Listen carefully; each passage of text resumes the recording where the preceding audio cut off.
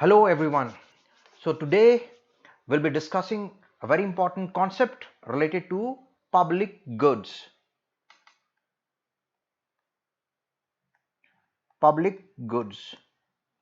And you always get one question related to public goods either in the form of explaining that why insufficient public goods are produced in the economy.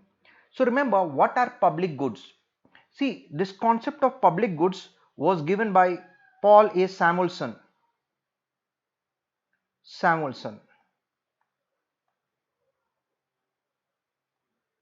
right? So public goods is provided to the society and it improves the welfare of the society. So a lot of social welfare is associated with the public goods. But in the economy, public goods are under consumed. And why it is under consumed? Because these are underproduced. Now what are public goods? Public library, right? Public infrastructure like drinking water facility, right? Public parks, stadiums, right? Public toilets, right? So these goods are always insufficiently consumed in the economy because these are insufficiently produced, and one of the fundamental reason why these commodities or these public goods are insufficiently produced because the private sector do not participate in its production. So the most of the burden comes upon the government to provide these benefits to the people. But before we go any further, there is a small announcement, a very important though, that Excel with Yashas CA Intermediate 100% English batch for November 2021 and 2022 aspirants has already started. All right. So the batch is started on 4th of August 2021 and still there is time to join this batch because the recorded backup will be available. India's top educators will be providing lectures on various subjects, and we all know that Unacademy has associated itself with Yashas Academy, which is one of the premier or leading institute in the state of Karnataka.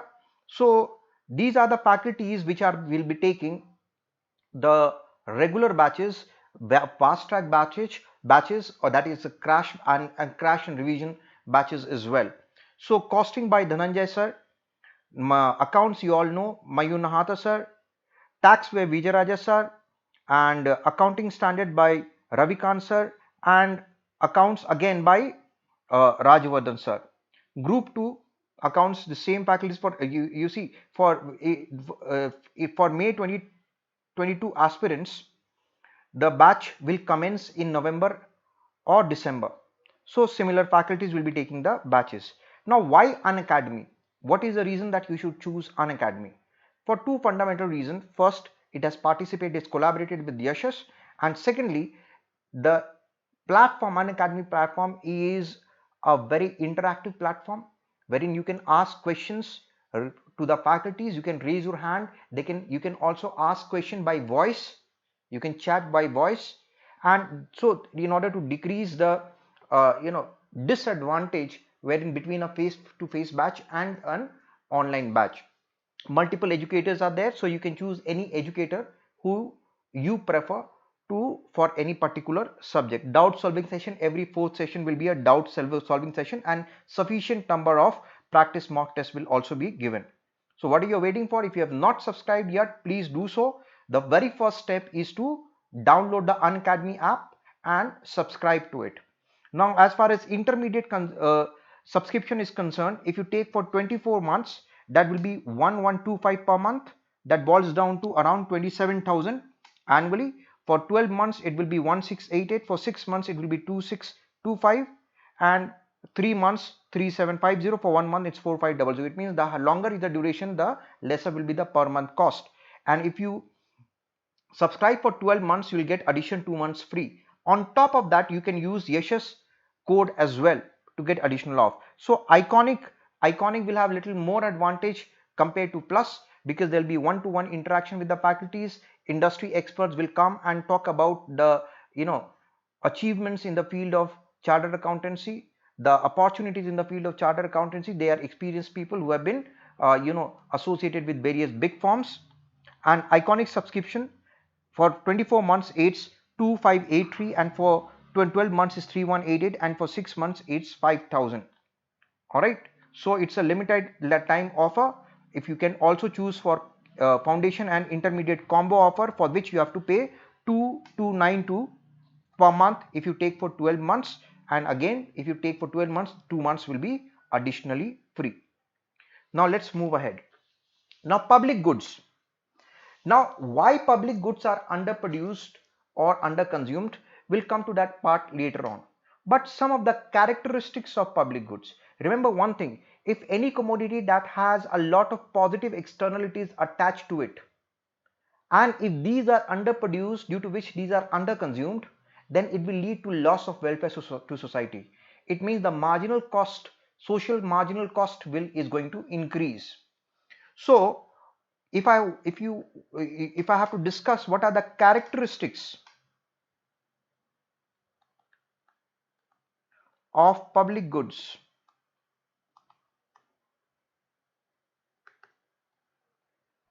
all right, first of all we say that public goods are non-excludable. All right, we say that public goods are non-excludable. Now many times students get confused, sir, what is the meaning of non-excludable? It simply means that nobody can be excluded from its consumption. Why nobody can be excluded from its consumption? Because they don't have to pay for it.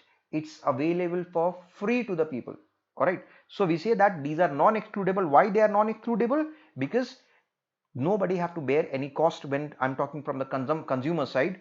So it means available for free. For free. We also say that public goods are non-rivalrous. Public goods are non-rivalrous. What is the meaning of non-rivalrous?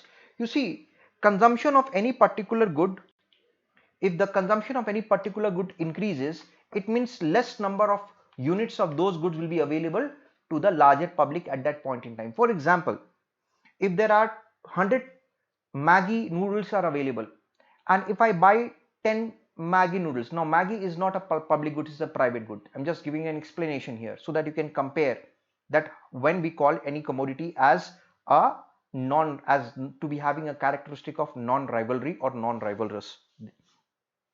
If I buy 10 Maggi packets, it means at that point in time only 90 packets will be available to the people, correct or not? So if I consume more, less will be available to the people at that point in time. And if suppose everybody wants to consume more, it means due to increase in demand, the manufacturers will increase the price of the commodity. So it means increase in consumption of one individual will lead to imposition of some cost over others in terms of non-availability of good, or in terms of decrease or in terms of more money that they have to pay because some people are increasing the demand.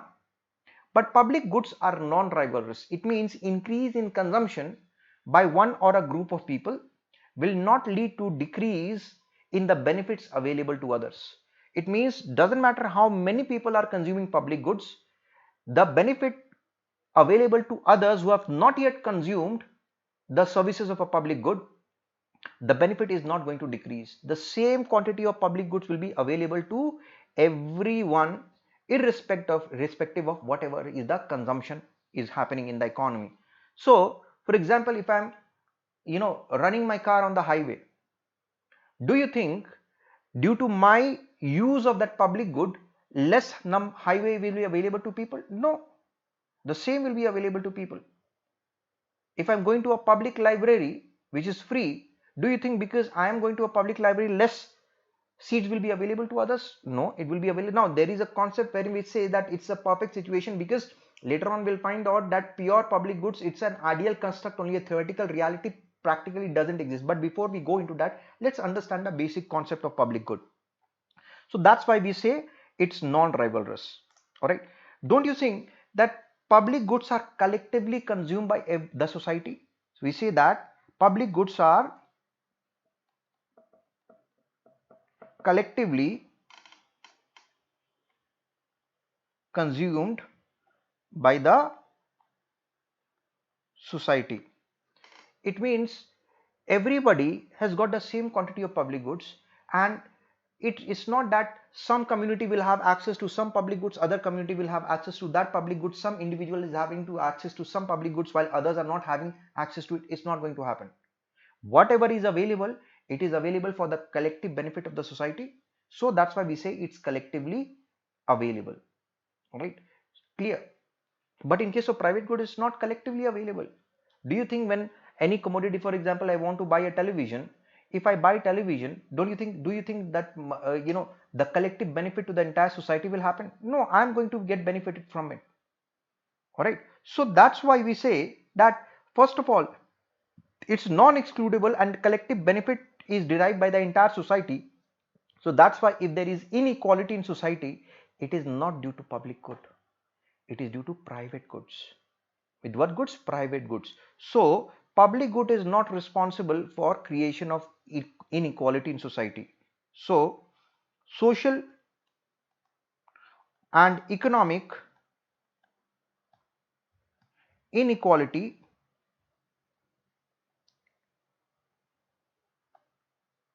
is not due to public goods. Nobody can exercise property rights over public goods. Nobody can deny me the access to a highway, an access to a railway station, an access to a public library, a public swimming pool, or a public park. All right, unless I'm violating any law. All right, so it means nobody can indeed exercise the property rights. It belongs to everybody because these commodities are provided by the government to the people from the taxpayers' money only. So we say that no one can exercise property rights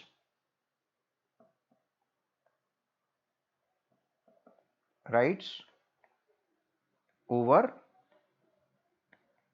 public goods. Now remember, usually these public goods are underconsumed and underproduced. That is the common characteristic we'll find in every developed country and developing and undeveloped countries, obviously. All right. So there is underproduction,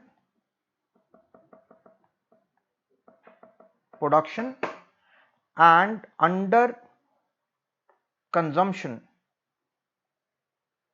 of public goods. And what is the fundamental reason? Ye under consume, people want to consume but they don't have access to it because these are insufficiently produced. All right, have you heard any time that there is a less availability of any private goods? Have you heard that televisions are available in less quantity, mobile phones are available in less quantity, shoes are available in less quantity, jewelry are available in less quantity, cars are available in less? No, you will never hear this. If you have the money, it's easily available in the market, but you will always hear there is lack of stadium, lack of public schools, lack of public park, lack of highway due to which there is congestion. You will always hear this. All right, and one of the fundamental reason people want to consume but these are underproduced. And why it is underproduced? Because private sector do not participate sufficiently in its production. Underproduced, and there is underproduction and under consumption of public goods because the private sector do not sufficiently participate in its production. And why they do not participate sufficiently in the production? Because there is a problem of free rider. Public goods suffer from the problems of free rider. Right, they can ask you a definition on free rider. Who is a free rider? You see, anybody who misuses the availability of public goods and they consume beyond what they should be consuming, and due to that there is a cost that he is imposing over others, because if people are misusing the public goods, then the private sector will not be interested in providing it, because its benefit derived by the from providing public goods will be way lower than the cost than that the companies incur. So the entire responsibility falls on the government. So don't you think, when something is freely available, for example water is freely available, if water is freely available, people are wasting water. So when they are wasting water, don't you think there will be less water available? Other people will face problem. That's why we say that yes, public goods, we say non-rivalrous, but eventually we also say that existence of public goods, pure public goods, it's simply a misnomer. It means it's an ideal construct. Practically, even public goods suffer from the problems of rivalry.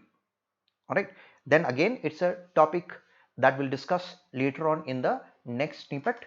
So please remember to subscribe to Unacademy channel before it's too late.